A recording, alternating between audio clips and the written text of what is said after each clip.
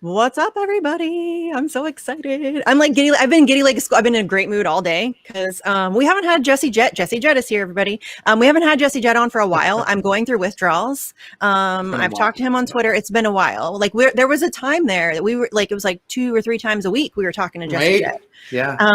And it's been a while. So Jesse Jett, my friend, welcome back to the show. Thank you, guys. It's So a blast pumped. as always. Yeah. Yeah.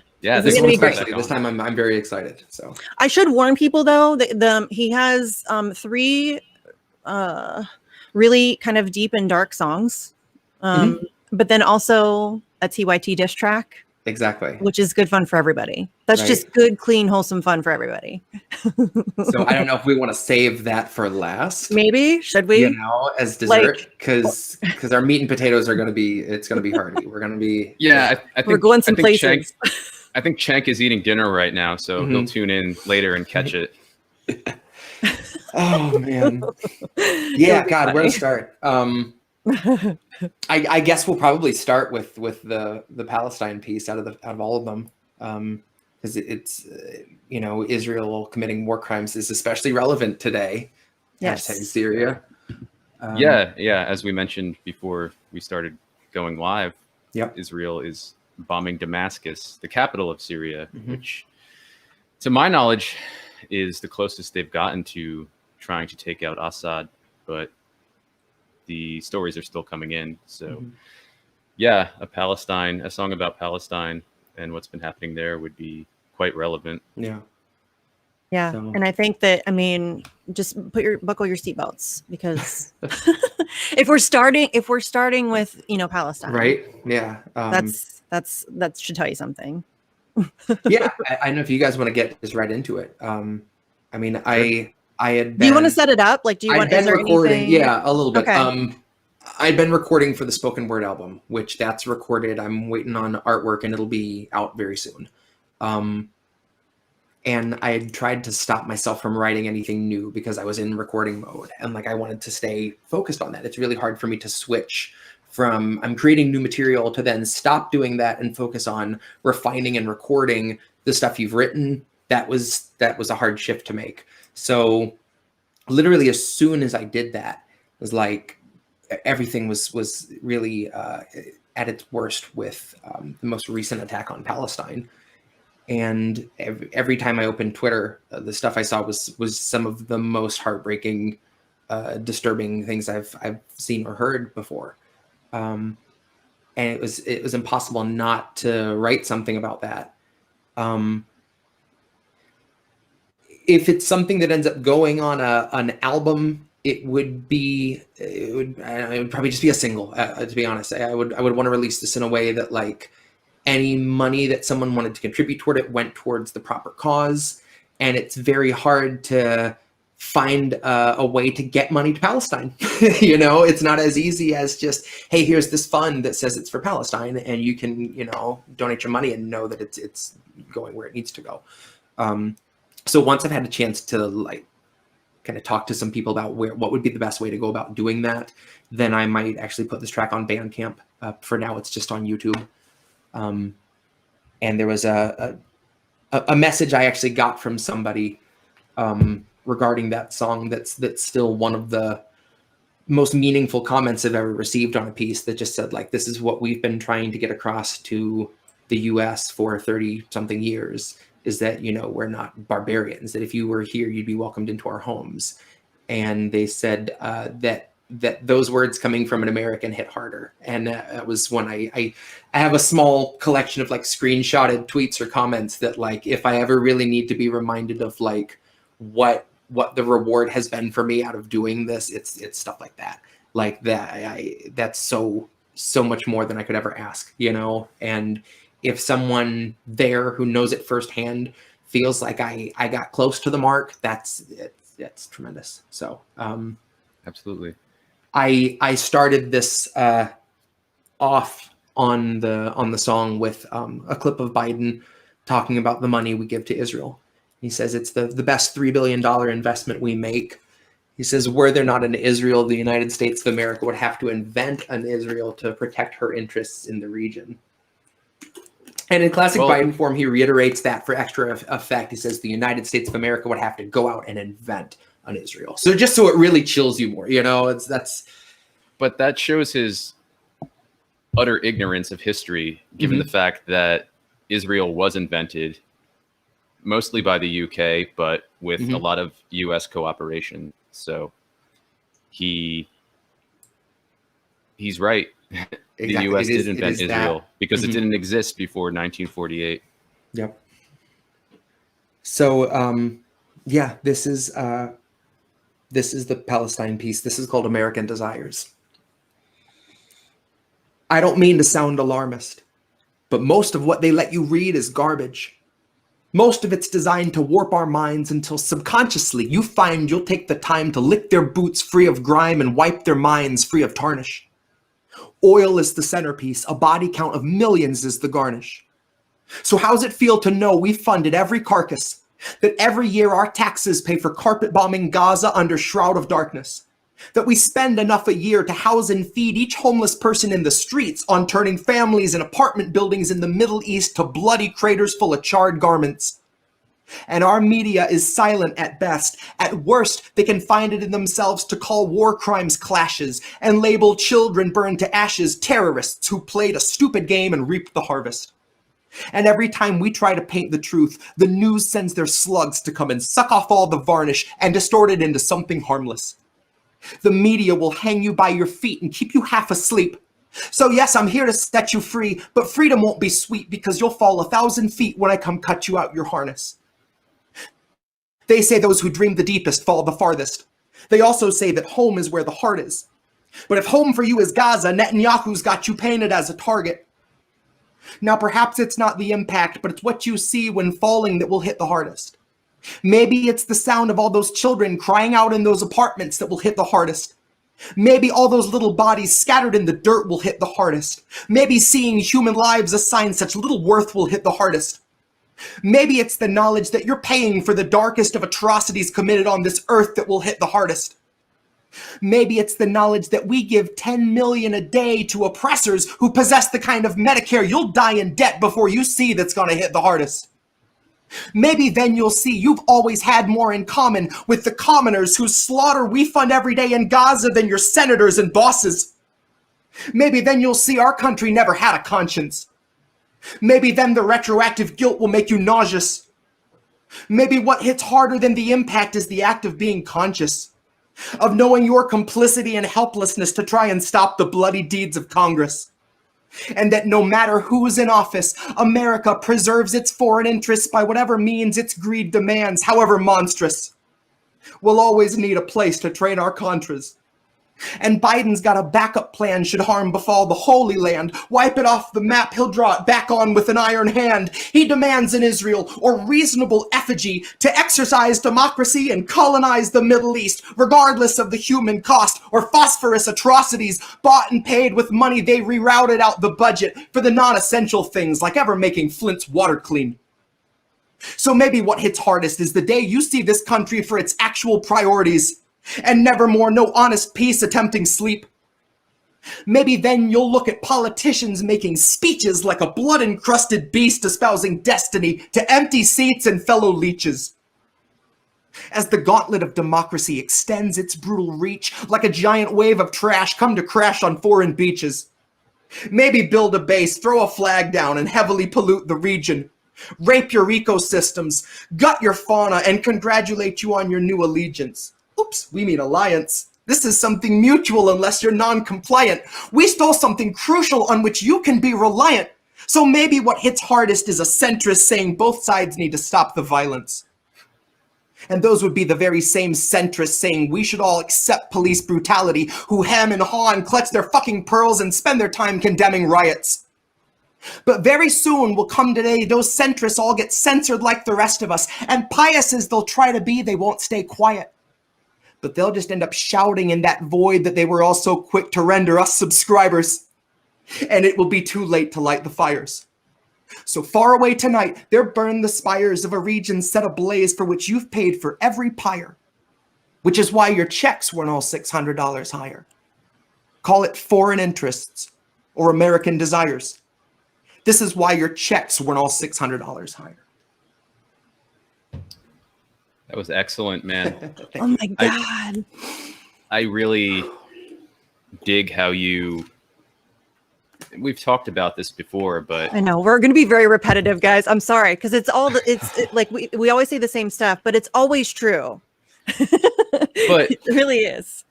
In this piece, in a concise way, if you will, you've made the connection, which is very obvious, but often unacknowledged, between domestic policy and foreign policy. They're inextricable from one another. Yeah. And in the case of Israel, in the case of its genocide against the Palestinians, that's the connection there is probably one of the most obvious ones. But I think you were able to convey that, or you do convey that with political emotion, which I always find important, rather than speechifying.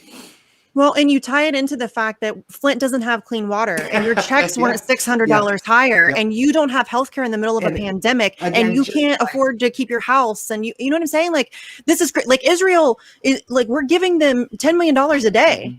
Just like what really kicks off and is the theme of like Hyacinth, that you don't call, you don't write. If we don't give a shit about what's going on here, how is someone suffering in Palestine supposed to have hope that we're going to give a fuck about what's happening to them? You know? And it's like, if we're that inured to one thing, then they just see carte blanche to come and do whatever they want. And obviously they can do it. And at this point, just wave it in our faces and then have the nerve to ice it with the like, boy, Biden's such a socialist, isn't he? Look at the socialist coming in with his agenda. It's like, fuck you. Right? Like, oh my God. We live in a fucking cartoon. And again, that's so on purpose. They know exactly what they're doing, and they know it's just to make someone's vein like burst in their temple. Look at this. That's what happens to me every time. Look at this socialist and his aviators doing a triple axle up the steps of Air Force One. Damn it! Oh, that came right through my nose. Oh. Oh, that's some funny shit, Jesse. Oh, oh, that is okay. But can we? Okay. There were multiple times where I'm like, oh, that's such a good line. And seriously, like each one got better. Like one of my favorites. I didn't send you the lyrics. I'm sorry. It's on YouTube with the piece. I got it. I already got it. I've been listening to it all day, actually. So this is something mutual until you're non-compliant. Because that is the perfect, like, succinct way of describing how America asserts itself amongst the globe, upon the globe, really. You know, this is all mutual until you're non-compliant. Exactly. You know, you say, do what you're told and follow the rules that we've created for you, and everything will be fine. Otherwise, you know, it's different. And that's just cover our badges and smash your heads in. Right. Exactly. Yeah. That's again, once we show that passivity, it's just like they go, okay, cool. It's just the one poke to see, are we asleep? And I feel like, yeah, they're out cold. Just go nuts. Yeah. Okay. And then also of knowing your complicity and helplessness to try to stop the bloody deeds of Congress, that no matter who's in office, America preserves its foreign interests by whatever means its greed demands, however monstrous. And fam, it doesn't matter who's in office. It really doesn't. Please. I need people to please take a deep breath. Take a deep breath. Think about it. Really think about it. It doesn't matter who's in office. Those people, they're actors in a play. They're, puppets essentially. That's not who's in control. That is not it. And so electoral politics at a local level, sure, get involved. You can, make some changes there that could be effective, making things better. I've only ever liked one president, and only as like a character study, and that's LBJ. It's a fascinating read of a person, like holy shit. But oh my god, again, it's every, from such an early point, our interests stay exactly the same. Election to election. I don't know if it could be more obvious than right now. Watching Exactly. Biden come after Trump, it's the same fucking ramp thing. up that, like, this is the one. This is so important. And I gotta say, one of the most criminally under retweeted things I've ever seen on the internet Krish Mohan the other day said, when is the vote for parliamentarian? Because that seems like the most important election of our lives. Right? And that needs to have like 250,000 fucking retweets, because that's just gold. It's so true, you know? Yes. And again, if all of a sudden they said, hey, this is something you guys can vote for, then we'd get to have a whole nother reason for people to go protect our votes and our rights to vote. And just their whole. But the truth is, they can fire that person. Exactly. Like, if that person has no power, you can be fired like today, and they can put somebody else in there. And that it's lame ass gaslighting bullshit. And that people can't see through that is depressing to me. That people like go along with that, like that's a thing. No, that's not a thing. That's not a thing. That's not a real excuse. Stop it. Like, they are not. No, come on. That's what's so frustrating, though, is they're very effective with their propaganda and their show. They really do put on a good show. And I think it's worth pointing out in this context too that Chuck Schumer said recently, and this was in the New York Times, that the House's top priority, at least going forward, is this investigation, if you want to be so generous as to call it that, into what happened on January 6th at the Capitol. And why is that a priority over Medicare for all? Exactly. That's not going to save a single person from ending up homeless or starving or $15 an hour or fucking anything. The eviction, like anything. What do we do? This is normalized. This is what's so frustrating to me. Like, I could get really ranty about this actually, because it really does piss me off, because y'all, like, you deserve better. You deserve better. It's depressing to me that people have allowed themselves to get beaten down to a point that this is like acceptable to you. For sure. This is not fucking acceptable. We live in the richest country in the world, and we can't even get Medicare for all, which is like a compromise to begin with. We can't even get that in the middle of a pandemic in the year 2021. Seriously? That's what you're accepting for yourself? Like, no, it's so depressing, because you know, they've just managed to convince everybody that this is fine, that this like complete and utter turmoil that people are in. People can't afford to like feed their families right now. Everybody's losing their jobs, their houses, the suicides are up. Like, it's fucking terrible out there. And they just keep giving more money to billionaires, to corporations. Look at, that's not me being like dramatic. They have broken record after record. They are reaping the profits. And while they're doing that, they're buying up all the farmland. They're buying up all the water sources. You know, it's and we're just letting them do it.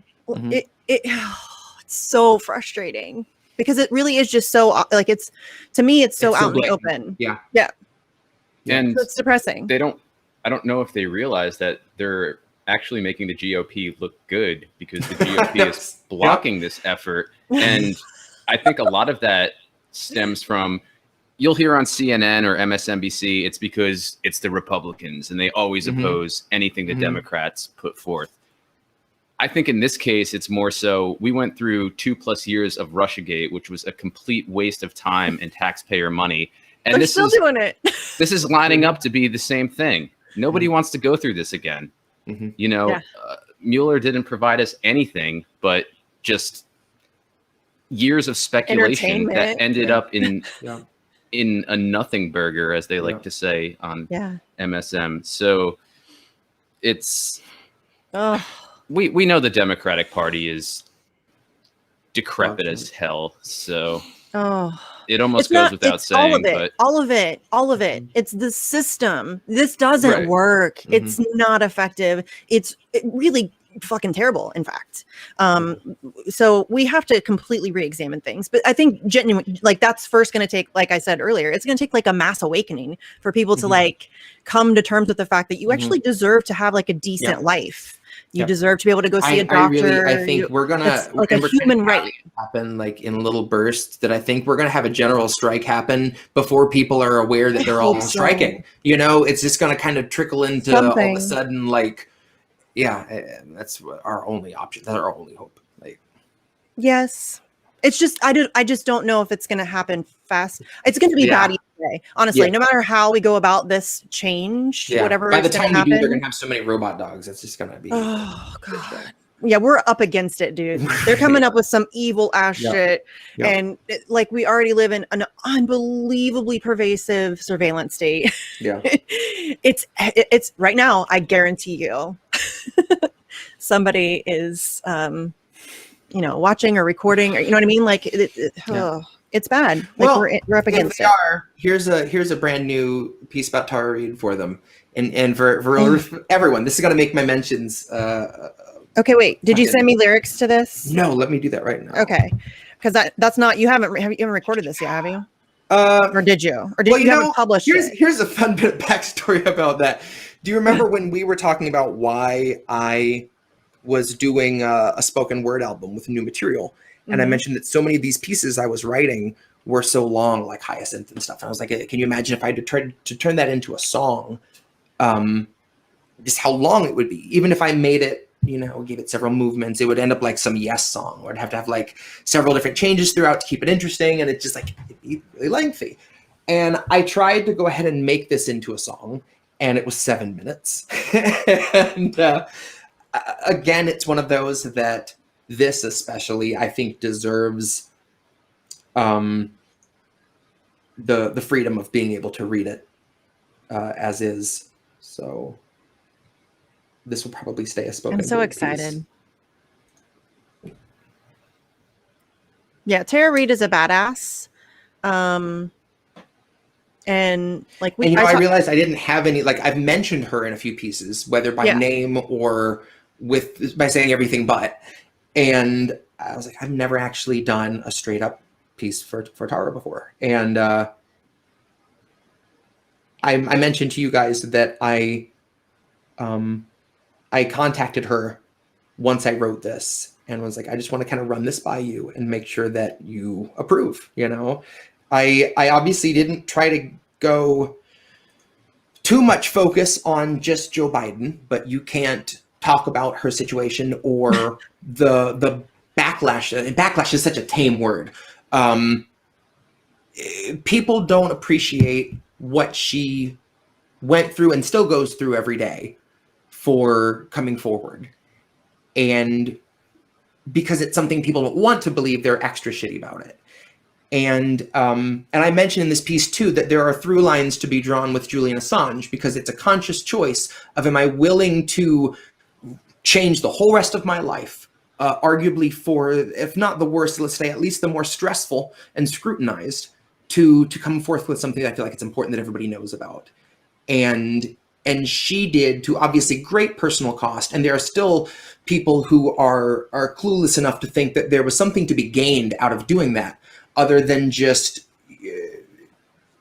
this intense scrutiny and shame from a lot of people that you would have expected to be allies, and that were, and still see themselves as allies. That's the laughable part, is how many people are still, believe all women and like to just conveniently exclude one of the most important women to be believed for our movement. To discredit or ignore Tara Reid is detrimental to so much more than just women's rights. It's what you will allow a person in absolute power to get away with and run cover for, and how easy it is for someone to just,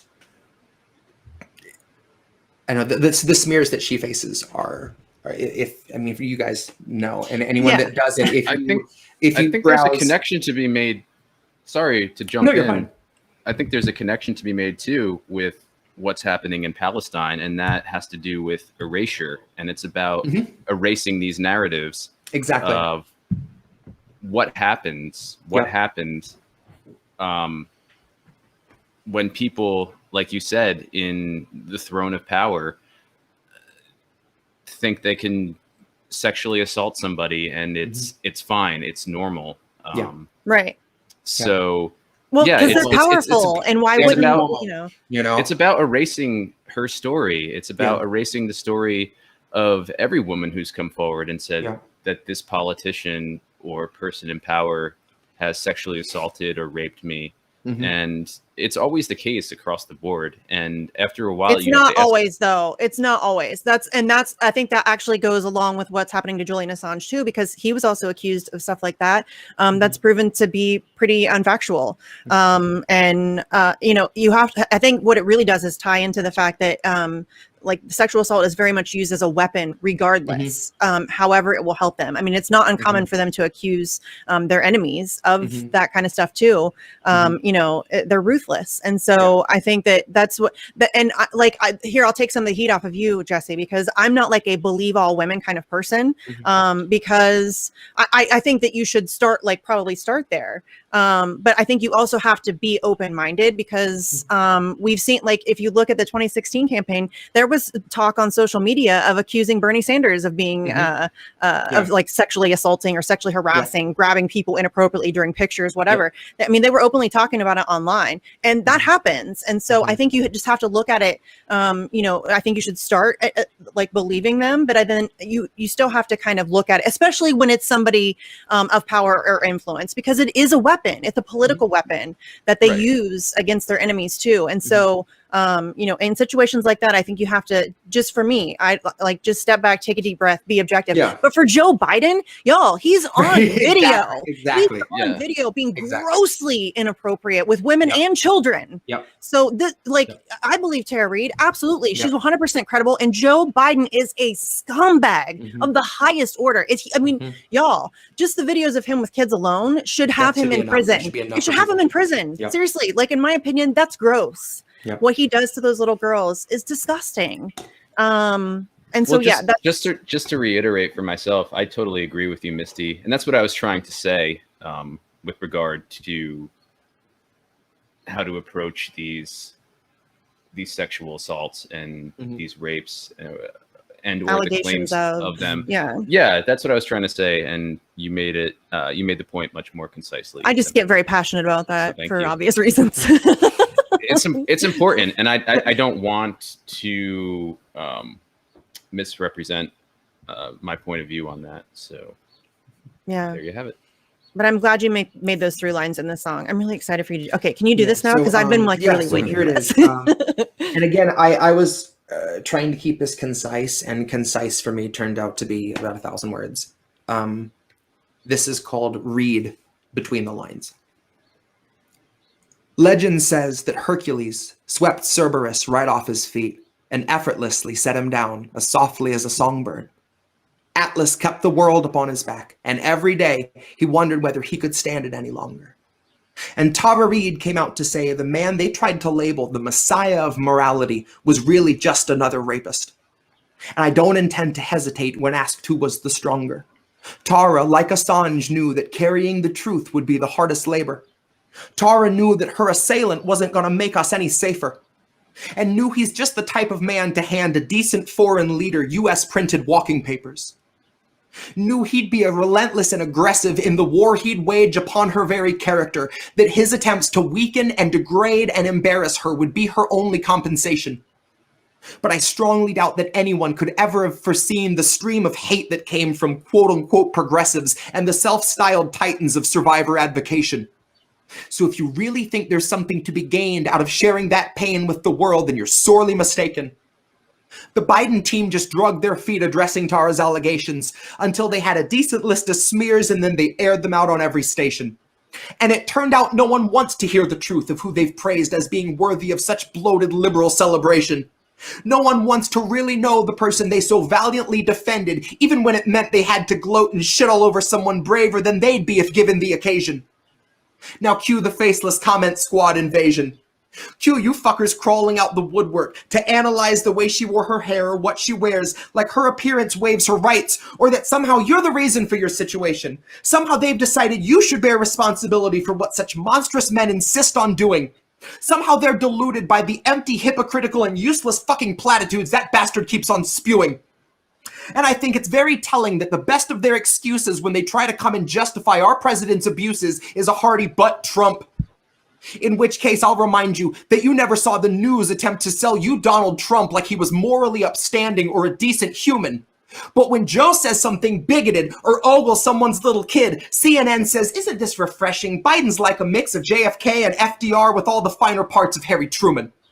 Now, Christ, I know you don't think we're the brightest, but at least pretend we've got a couple lumens. Ask yourself if you have ever questioned what they fed you, or do you just shut your eyes and then consume it? And now ask yourself if you ate every one of Biden's lies under the guise of harm reduction and the promise of a slight improvement.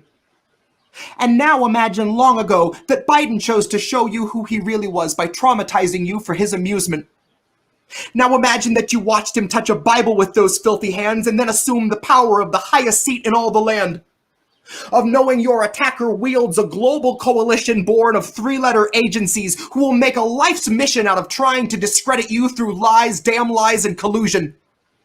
And big tech is never gonna separate itself from our surveillance state. Fuck's sakes, they're just a breath away from total fusion. So there will come a time where even if they see the light, their voice will never reach the sky through all the bots and all the noise pollution. So trust us when we tell you that the masking of abuses is perhaps this country's oldest institution. So I know nothing nobler than facing it in honor of the truth when you know that the people holding power have been neutralizing truth since there was wet ink on the Constitution. And know that Tara's truth is something crucial to the movement. So if you see yourself a partner to the revolution, help this country see through all the baseless propaganda through the crux of Joe's illusions and recognize that Tara Reade gave everything she had so she could tell us what the truth is. And recognize the decent thing to do when someone bares their soul and shows their bruises is not to ask for context or offer up your own solution. Your job is just to listen with an honest mind and put yourself on Tara's side a moment so you understand the path she chooses. That there is no instant fame worth the dragging of your name. And if that's what you think, you've a lot to learn about the kind of facts the mob can handle and the kind that it refuses. You've a lot to learn about the news and all its many uses. I guess you've yet to learn the truth the news will serve as fruit from which they've squeezed out all the juices. And we all eat the husk and just pretend it's full of nutrients and isn't really useless. But the jaws of our ability to yield accountability are absolutely toothless. So don't you kid yourselves that any lips are being loosened. They won't ever tell us where the bodies are or show us where the proof is. It's on you to recognize the lechery our president so regularly oozes. It's on you to muster up some honesty and ask yourself how Biden won your trust, but it's America that loses. Open up your eyes and learn to recognize the bruises. Awesome. God, it's so good. Thank you. That's there. That is a lot, dude. I don't even know where to start. Like, I don't even know where to, like, but you're okay. I guess we should just start with we punish our truth tellers. We always have. I don't know what that is about humanity, but we should really look inside ourselves and figure out why we do that. Because we always don't want to know. Obviously, if it's something people love, it's a life hack video that gets shared 30 million times. You know, if it's something everyone is excited to hear about it. But yeah, the hardest truths to hear are obviously the ones that people are so desperate to block out and just stone the people that come forward. That's disgusting. What gets us in so much trouble. We have to stop. Like, we really have to stop. It's not good. It's really not working out. And we shouldn't forget Kamala Harris's participation in all of this.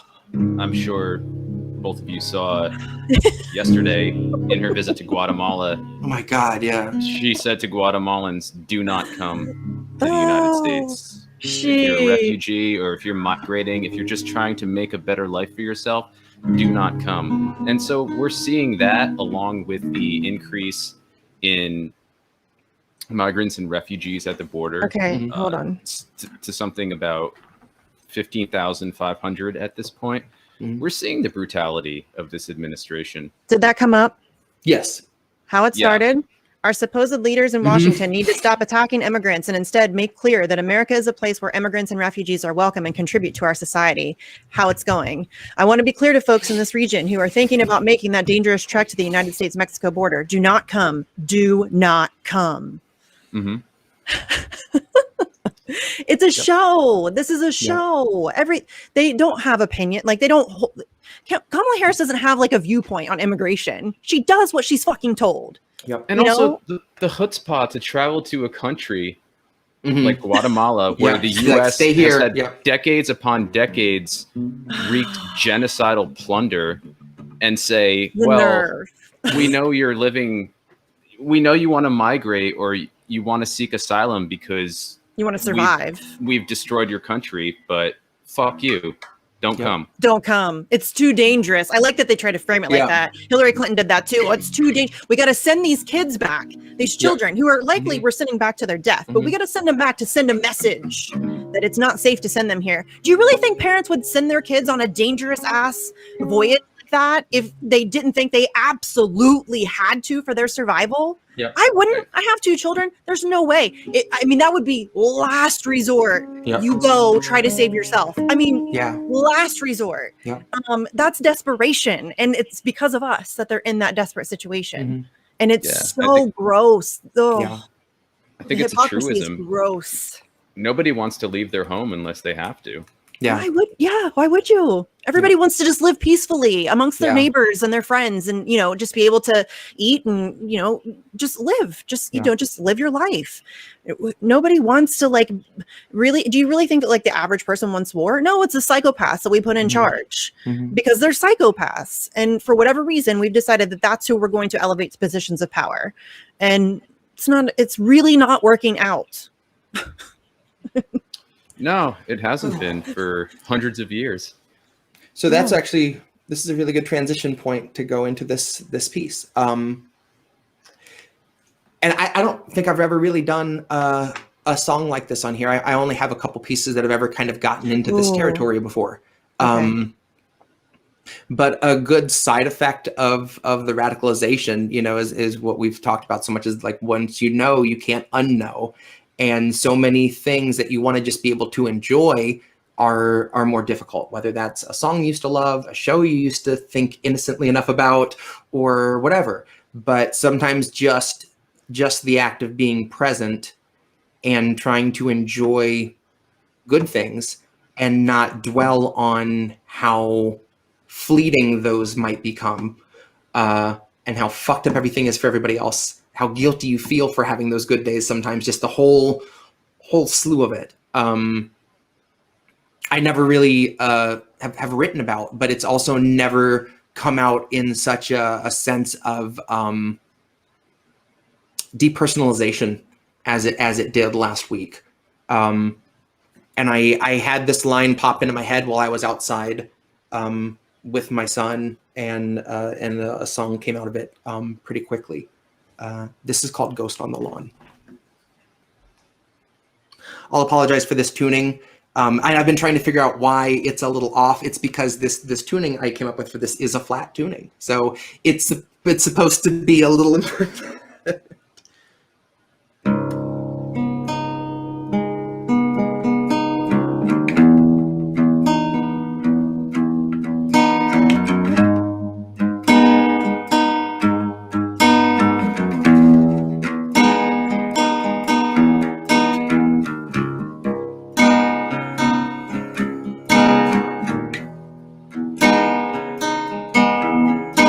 Sometimes it feels like the world's moving on, or it feels like I'm already gone. Some say that's just a sign that it's right before dawn. I say the only way I can describe it is sometimes I'm watching my son on his bike and I feel like a ghost on the lawn. I feel like the host and the best of me fed something else and I'm fit to be pawned. I feel like the very last fish in the pond. And tonight they'll be flooding the valley, and I'll be alone in the reservoir, endlessly carrying on, deathless and bound, down to a depth I attempted to sound until I thought maybe my sound was gone. Held in a prison whose walls my fists have been pounding on, whose CCTV turned to a live stream soon as the stream of the reservoir split the walls. And I didn't make waves or a sound, I kept my head down and I drowned to embrace it all. Found what was left of myself, caught up in a tangle of trees and debris when the water receded. And maybe I'd needed that all along. Maybe my peace is the breath of relief in the break of a song. Maybe I'm right at the peak of my being as soon as I speak the last words aloud. Through the fury of my heart beating, maybe I'm only deceiving myself. Maybe I'm wrong, maybe I'm nearer to right than I'd like to admit, and that's why I'm convinced I'm splintering. Maybe the truth is once you let the light in, the brightness is fixed to your eyelids and there's no forgetting no matter how heavy the curtains are drawn. Maybe I'm right at the peak of my being as soon as I speak the last words aloud, and then the moment is gone. Maybe I'm more than a ghost on the lawn, but maybe that's just what a ghost would be telling itself to attempt to keep calm. Maybe I'll try to disarm myself, only to find that I'm all of the wires attached to the bomb. I'll find that they run through the lines of my palms, and I'll learn the device is entwined and my final reserves are resolved. So if it ignites, I might just step outside myself, place my concern for your current events on an often neglected shelf, kill my drive to create and then claim a defense of myself. Watching as everyone else just keeps revolving, like maybe them forcing insolvency on us just couldn't be helped, or honestly, we couldn't tell. Maybe those questions are better off left to be muttered ad nauseum after I'm tossed in a cushioned and carpeted cell, singing the ballad of suicide hotline workers who know that they'd only be calling themselves. No, we are stuck in the clutches of leaders who publicly honor the fallen, privately set up a system that sees to it we are eternally falling, and privately plot the demise of us all while they carefully measure the plots we'll fall in. The mandatory mass grave cascade we are soon to star in. And then I'll push the thought aside, like a fog of a chlorine gas hanging thick in my mind. And suddenly I'm standing outside. I'm looking at the sky. I can smell the charcoal of someone's fire. I see my son out on his bike. In a moment that although I'm standing within it, I still feel it passing by. It's like it's fading into time. And suddenly it's 20 years behind.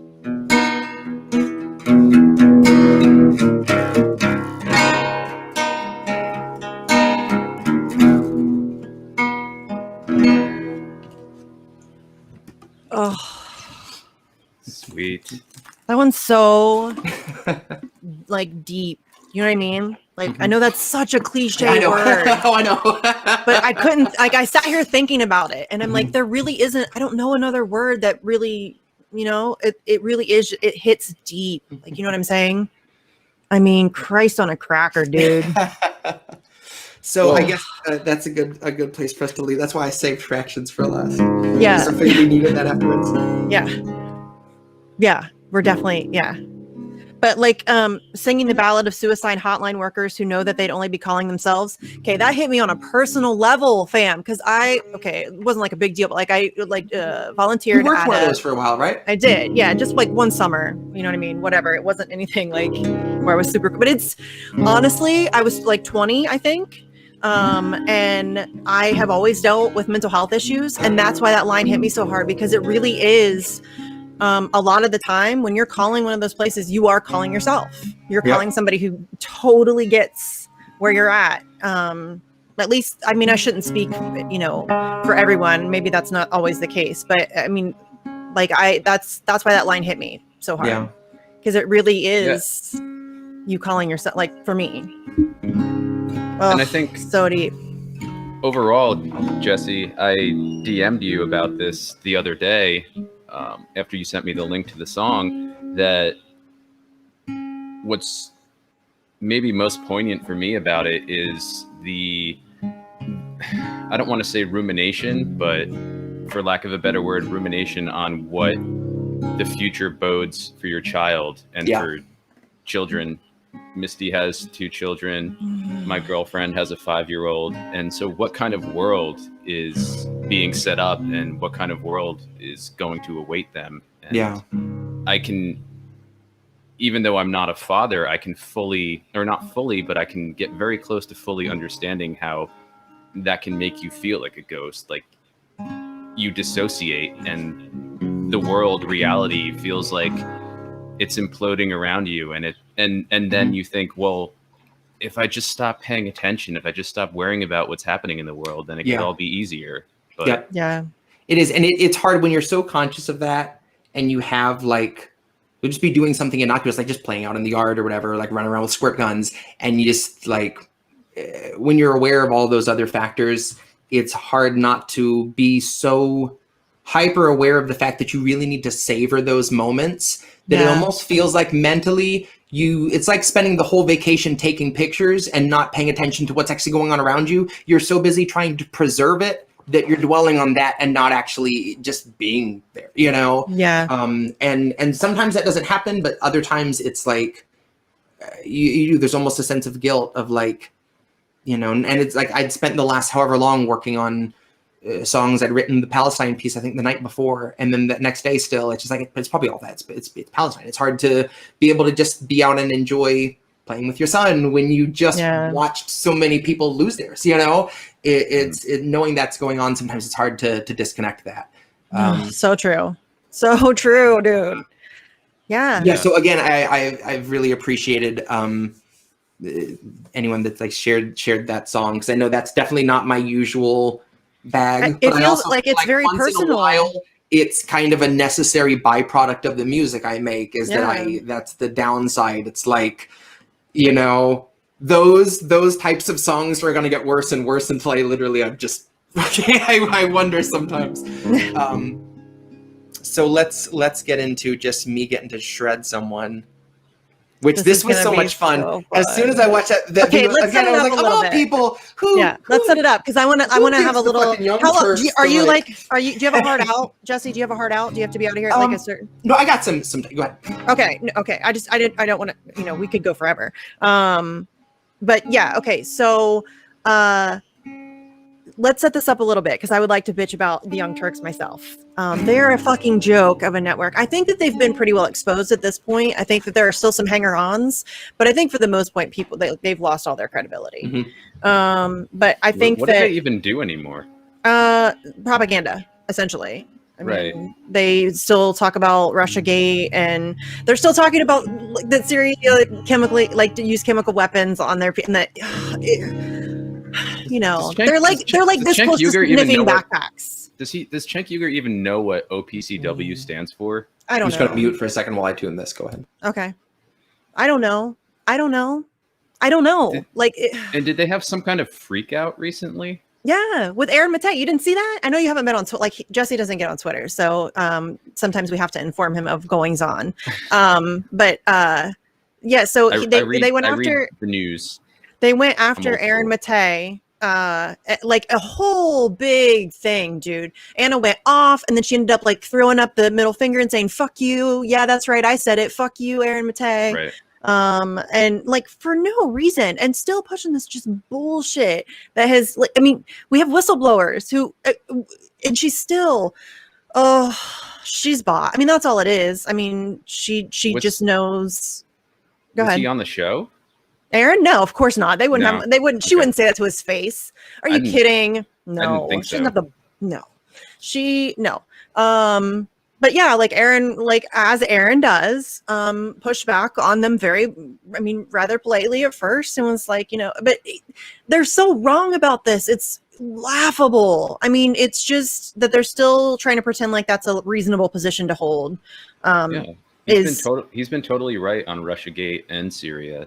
So. Yeah. And listen, I have my issues with Aaron Matei. I do. I mean, I wish he would credit Vanessa Beeley and Eva Bartlett more. Like their whole, like they have some legitimate beefs with him too. Like that's a beef, you know, but none, like it's just weird. The TYT full on attacking Aaron Matei. Just bullshit drama. It's just so pathetic. It's like they really have nothing left to do anymore. Well, I mean, nobody watches their show. Oh, dude, they're getting like 3,000 or 4,000 on live streams when they used to be getting like, you know, a shit ton of viewers. Like they supposedly have over 5 million subscribers. I think a lot of those are bought. But still, you're not even, you can't. I mean, they're losing. They really are kind of like in a place of irrelevancy at this point. So. I don't know. I think that this is like their like tantrum as they lose all their power and influence, because this is their death rattle. Yes, they've turned into a joke. It's been funny to watch, but it is unfortunate. But it's been funny to watch. Yeah, dark humor. Yeah, gotta laugh, man. Okay, are we ready for this? Are we ready? We are. Yeah. Okay, I'm so pumped, guys. I'm so pumped. This is fractions. Originally, I was going to call this Nobody's Business But the Turks, but I didn't think enough people would get the reference, so I didn't. And this was, again, another one of those that, like, I was going to keep it short. I wanted it to be short enough for a Twitter video so it could spread around. And I wish I had, because this has gotten a little over 1,000 views on YouTube already. which is rare for me. Yeah. At least especially in such a short amount of time. That's really awesome. Yeah. But again, once I started going, like next thing you know, I had a 5-minute song on my hands. That's how it always goes with But you, again, dude. I made the mistake of like that one video wasn't enough to spark a song. I was like, let me watch a video of them like smearing Julian. And then I was like, oh, fuck. And then all of a sudden that song got like a lot longer. So this is Fractions.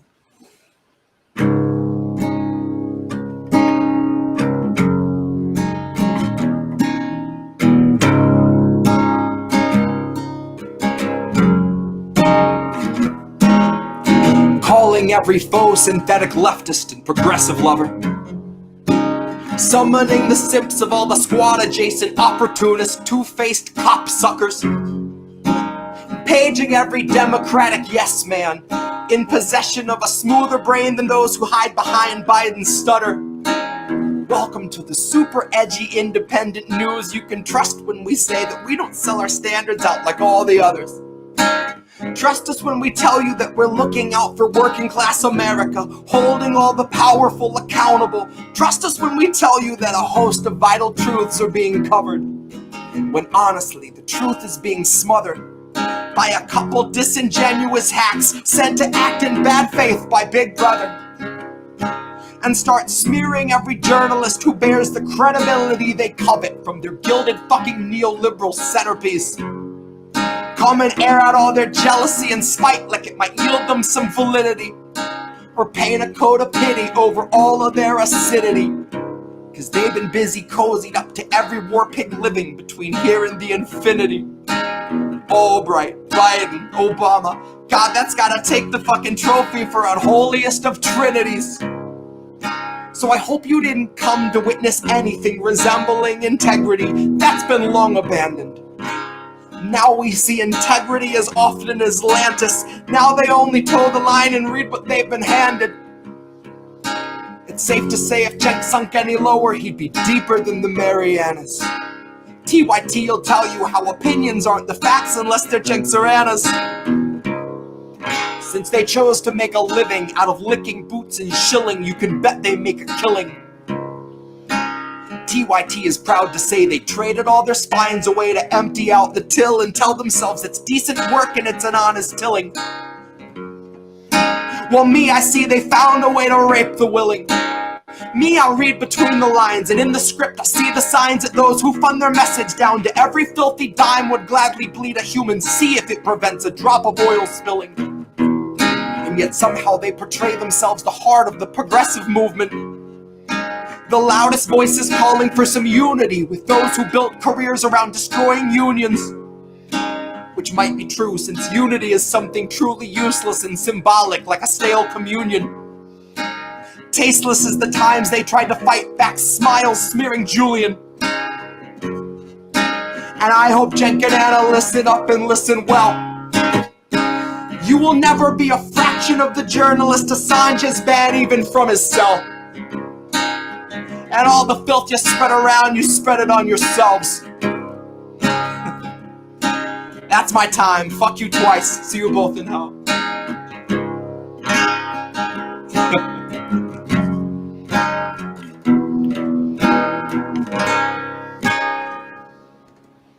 Hell yeah.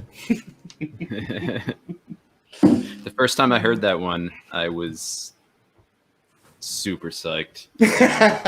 I'm just like sitting here gloating. Like, really. So glad that somebody lyrically and intelligently took them to task. Yes. Yeah, how about this? Fuck you, TYT. How about that? How about that? Fuck you and your propaganda bullshit. Like, we see through you. We see you. Yeah. It's like, come on. You're gonna shit on Julian Assange. You question exactly. His credibility. Yeah. Jake Uger said that out loud. Fuck off, scumbag. Fuck off. Oh. Well, it just gets to the point. It just gets to the point where it's so obvious that they're doing things like that to retain viewers and seem provocative or contrarian or whatever you want to label it. And it's a pathetic grasp at maintaining relevancy. Honestly, we should thank Jimmy Dore for speeding that process up, because once because I knew it was coming. Yeah. It was a matter of time, because they just kept treating him more and more like shit. Yeah. And that was clear. You could see the progression of the relationship and how like he kind of got pushed out and like people just started like shunning him entirely over there.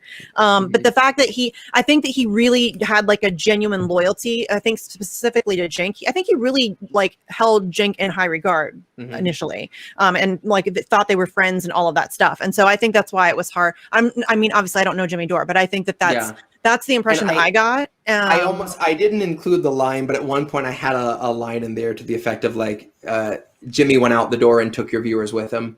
Yeah. I wish I would have included that. Yeah. That's good. Yeah, that is good. I just have to do another song for them now. Like, yeah, no, you should write like a Jimmy Dore song. Like, as much as that got spread around, I was really hoping that either Jen or Anna would block me, but no such. They haven't blocked you? No. Oh, and I don't think Jen has blocked me, but Anna blocked me a long time ago. I've tagged, and I mean that song got quote tweeted to them a few times. People were tagging them on it, like listen to this and suck it, which is awesome. Like we need to get Aaron Matei to hear it, and Jimmy Dore needs to hear it. Jimmy threw a like on one of the things, which is pretty awesome. Yeah. So yeah, nice. And again, he's cool about that stuff. I wouldn't expect him to like necessarily retweet, because then just kind of stirring shit, and he's got, but like it's still no, he's usually cool about that shit, and he doesn't care. I don't think he gives a flying fuck about the shit that they throw him at this point. Right. I think he's reached the point where I think that I heard Glenn Greenwald talking about it. Like you just kind of know, like it's like the first few times it happens to you, it feels horrible. You feel like everybody in the whole world hates you, but then you just realize it's like this tiny percentage of like weird haters, who just hate you really loudly. You know what I'm saying? And that's so. I mean, hopefully Jimmy's gotten to that point too, because. He does too. And I'm sure I've got a half a dozen of those people hanging out waiting for me because of the Tara Reid piece, which I welcome that. Yeah. I think I mentioned to you guys that tonight all these pieces were like just practice, just me like wetting my teeth before I get to go shred anyone that's trying to talk shit on Tara Reid after this. So. Yeah. Well, do you feel better now? Because believe it or not, Jesse was super nervous before we started. He always nails it. I don't know why he gets so nervous, but I was very nervous. Yeah. We haven't done this in a while. Although, that's true. It's true. Although I gotta say it was super fun. And we missed you the other day. But when I hopped on the Assange vigil, dude, my allergies were so fucked up. Well, and what's funny is that morning beforehand, my wife was like, "Do you mind mowing the backyard?" And I was like, "Yeah, I can go and do that." No way. And I was hermetically sealed for a couple hours after that. Like I literally all of a sudden, it was brutal. Yeah. My eyes were swollen and watery, like not like super bad, but just like the girls will know what I'm talking about. Like when you get like eyeliner in your eye or something, and like just the corners get really watery. Oh, so annoying. But then I sneezed. I'm not even kidding you. Hundreds of times. Yeah, that's me. I just like boom, boom, and I usually pop my sternum sometimes. I sneeze so hard it just like explodes. I never sneeze just once anyway. Like I always sneeze. It's usually like in between 4 and 7 times. So, but then, oh man, because then it's like 4 to 7, and then like a few minutes later, 4 to 7, and then a few minutes. I just keep sneezing. That was bad. Like 3 days, it was bad. Oh.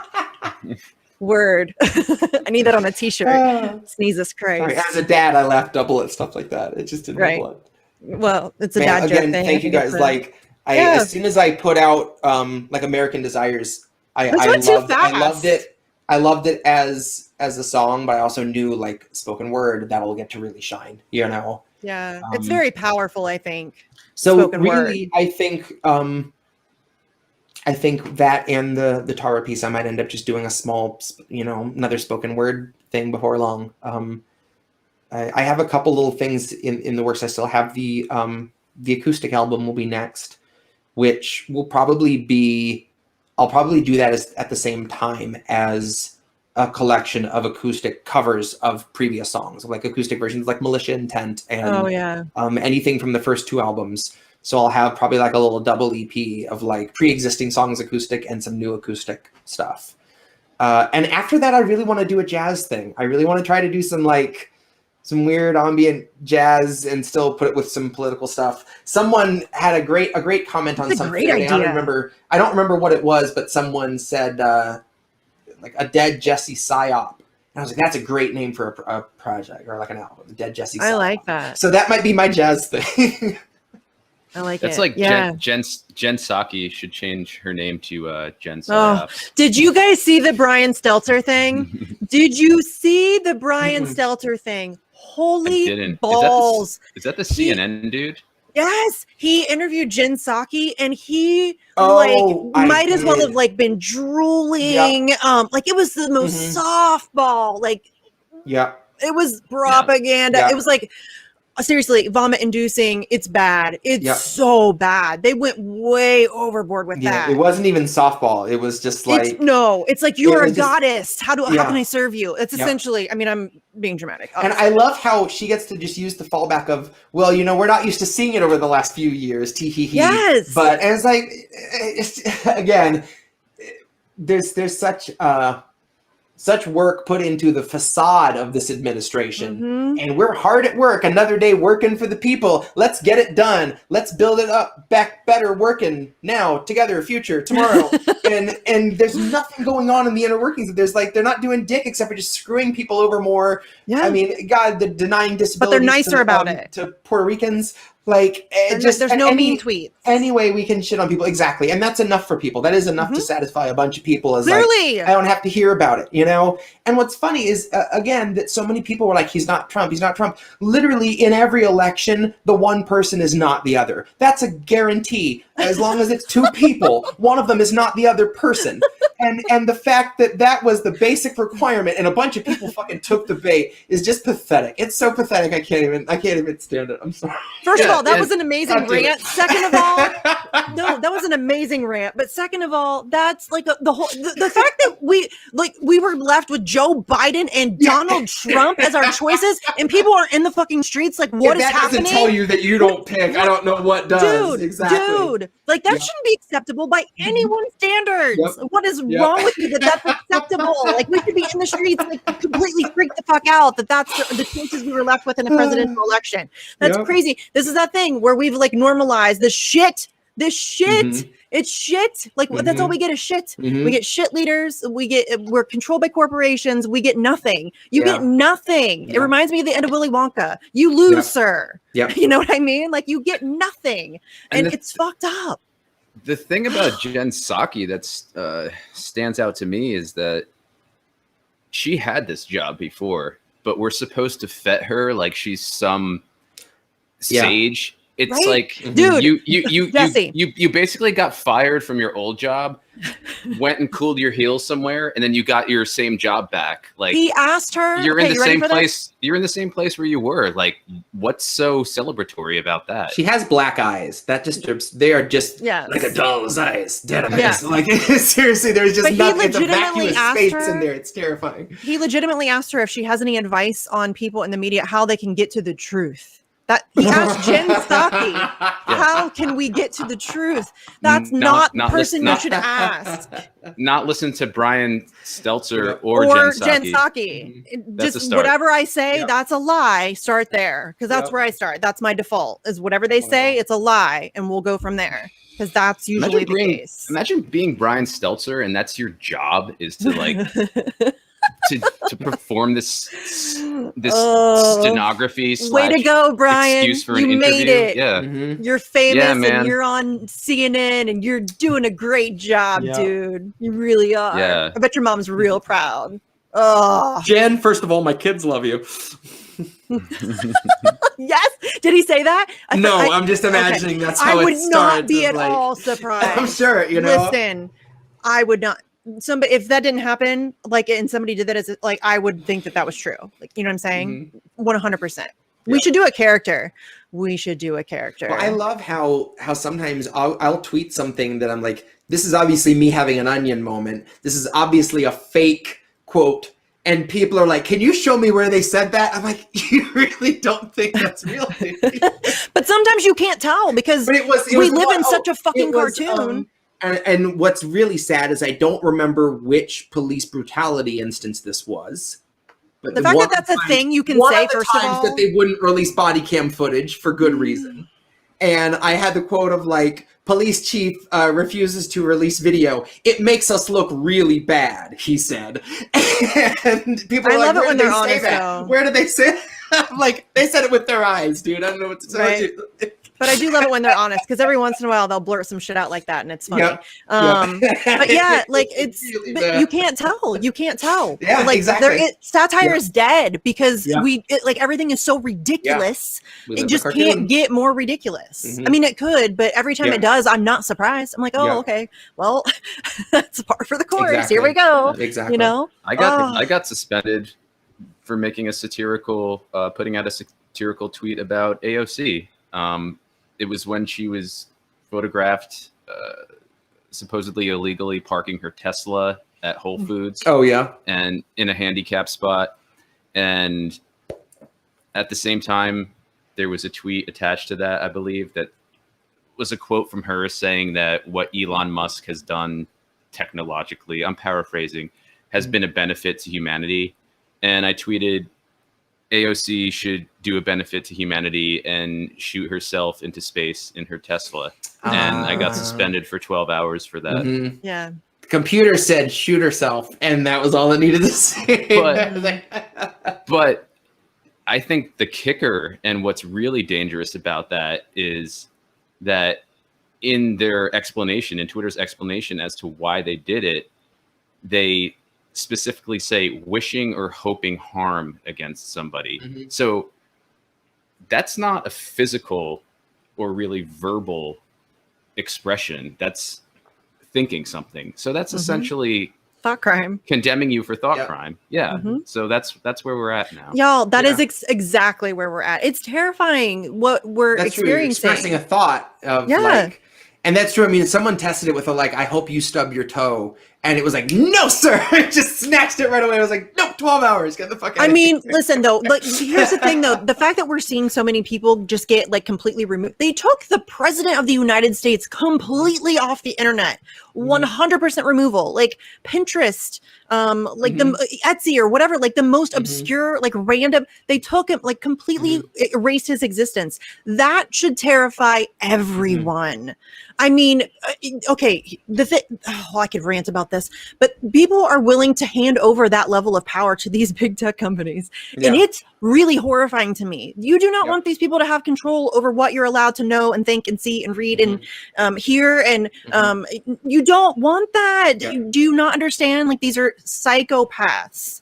And you're giving them that level of control. And for the love of God, please stop doing it. Please stop cheering on censorship. I don't care how much you hate Trump. I genuinely do not. He's a total douchebag. I can't stand the guy myself. He's a racist, sexist, misogynist piece of shit. There is no question about it. That doesn't matter. He was the president of the United States and they erased his existence on the internet. As soon as That's you say, "We don't like what terrifying. you say," and so poof, it's That's like terrifying. That's carte blanche to do it to whoever, you know. Yes, for any reason. And that's exactly like that was manufacturing consent. Now that they've done it to the president, that's it. You just open Pandora's box. They can do it to fucking anybody for any reason, anytime. That's exactly why Julian Assange matters so much, because this is the first time they're going to be prosecuting a journalist under the Espionage Act. And once that precedent is set, you cannot go back. You can't. Like, do you understand how hard it was to get those rights? Like the fighting that had to happen to get those rights. And now people are like handing them over. Like, here, please take these away from us. We don't deserve them. What is wrong with you? Exactly. Stop doing that. Like it's a dire situation. And I realize that I'm getting very dramatic about it because I'm extremely passionate about it because I'm right. dire. I'm fucking right.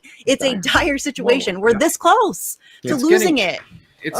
It's getting ridiculous too, with regard to these sort of little cottage industries that are popping up and branding themselves as cyber sleuths. So yesterday I saw, I think this just came out, that there are independent sedition hunters who are tracking down and trying to,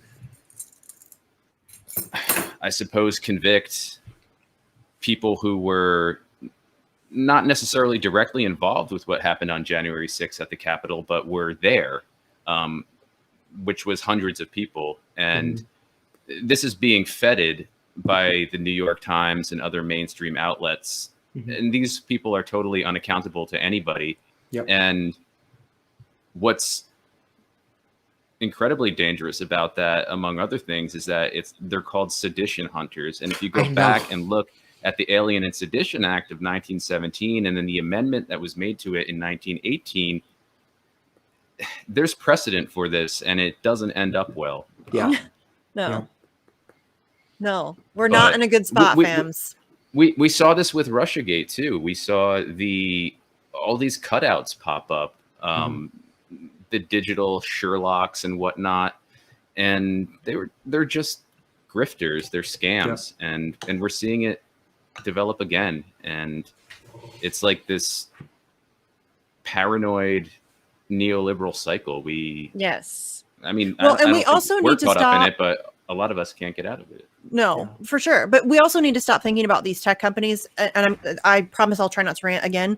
But we need to stop thinking of them as private companies. They're not fucking private companies. They are thoroughly entwined with your government. There is no gray area. They are intermeshed 100%. They are your government. They have unbelievable lobbying power, and they spend a shit ton of money. They own your politicians. They are not private companies anymore. I know legally, technically, maybe they could get away with calling themselves that, but we need to stop thinking of them that way. It's not the case. And the fact that they own all of our media, like we essentially have state propaganda for media. And again, it's something that everybody's just like, yep, that's the way things work. It's totally fine for Boeing to. I always hear George Carlin's voice in my head when he says, you don't have politicians, you have owners. And the way he says it to go, you have owners, they own you. He says it like it's as disgusting as it is. You know, he just uses that like filthy old man voice to really drive home the most disgusting shit, and you accept it. Like you just eat it up, you know? It's it really is disturbing. Specifically one morning waking up, I rolled a joint, I got a cup of coffee, I went over to my laptop, I opened it up, and it said George Carlin, and I saw the age, and I closed the laptop and I went back to bed. I was like, today is not, I'm just opting out of today altogether. I'm not ready to fucking see that. Yeah. Yeah. George Carlin, I think everybody should expose themselves to George Carlin. Yeah. For a lot of people, that was their earliest radicalization, whether they realized it or not, as he snuck it in. And it wasn't until later they're like, oh, that's what he was talking about. Like, oh, he was totally right. You know? He was really great at being incredibly blunt without being condescending. Yep. Do you know what I mean? Yep. It wasn't that he was like, oh, you're so dumb. Look at what they let you. He was like, no, this is fucked up. Look at what they're doing to you. Well, you know what I mean? Like just how quickly he broke down the stigma around a conspiracy, the word conspiracy theorist. He was like, if you think that the people in power don't have a plan to maintain that power, then you don't know how anything works. People all the time. I have gotten into fights with family members over this. For people, like it takes an awful lot of fucking planning to keep things the way they are, and to keep us from giving a shit about the way things are. That's the important one. I've gotten into fights with family members over this because they'll be like, "Oh, do you really think that it's like a bunch of people in a like room having a meeting?" Yes. What do you think? What do you think board meetings are? A Fortune 500 company. What do you think those board meetings are? Yes, they go and they sit and they have meetings. Absolutely. And they fucking Davos. Give a shit about you. Yes. Look, yes. That's Sleepy, you chime in at the best time. Literally what the World Economic Forum is. Sleepy, it's all the rich people. I wish you would chime in more, honestly, when you're here. I second that. I'm a quiet guy. Because I love like the Sleepy Gallery. Yeah, you make me laugh, so you should totally pitch in more and, run your mouth some too. Oh, man, I wish I didn't have to get out of here, but I totally have to get going. No, I get it. I get it, man, dude. Thank you guys so much. I've been dying to get to do these pieces, not just in my car. Can we not wait so long for the next time? Yeah, for sure. This time? I'm hoping, like I said, album release party. We're going on a short trip next week. I'm hoping once I come back from that, album art should be done. As soon as it is, I'll be in touch with you guys, and we'll do a release and run through the whole bang. We're gonna need some time for that, homie. Right? How many is it? I think we'll be able to. If I really like boom, boom, boom, boom. Yeah, it can be in under an hour. Yeah, we did it pretty good today. We went fast today. Yeah, I mean, what we did half the album that one day, and we didn't go for more than like an hour and 20. So.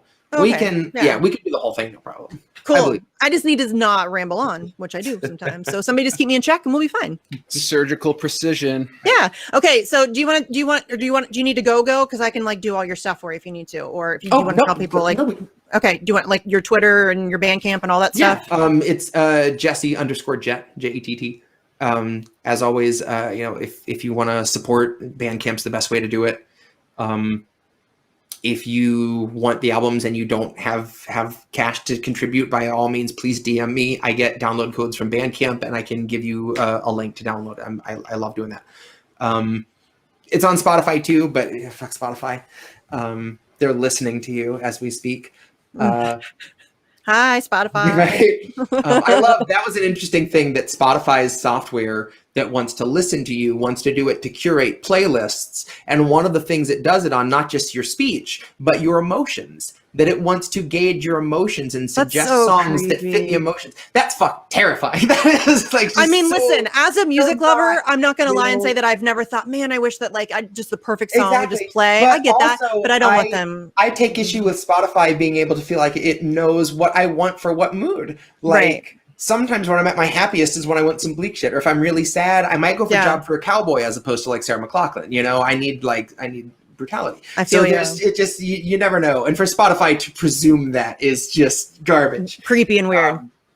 No thanks, anyways, assholes. The pieces that I did tonight, with the exception of the piece for Tara Reid, are on YouTube. And those will be on Project with lyrics soon. Yes. And then that's about it. The spoken word album, The Coming of Spring, is written and recorded and will be released soon as I have a date. Obviously, you guys will be the first to know. So sweet. Awesome. Okay, thanks, dude. Thanks for coming on. We appreciate it. Course. Sleepy Thank Josh. thank Before we you wrap so much up, for coming on again. Before we wrap up, everybody, without you. Sleepy Josh has, if you go to his Twitter, abort you, ABORTU. He has a buy me a coffee link on there. Everybody should go and check that out. And buy Sleepy Josh a coffee, because my dude does lots of work for lots of people. Seriously. And seriously, we couldn't do this without him. So go support Sleepy Josh for real. And thanks everybody for watching, and we'll catch you next time. Thanks, guys. This was fun. Yay. So fun.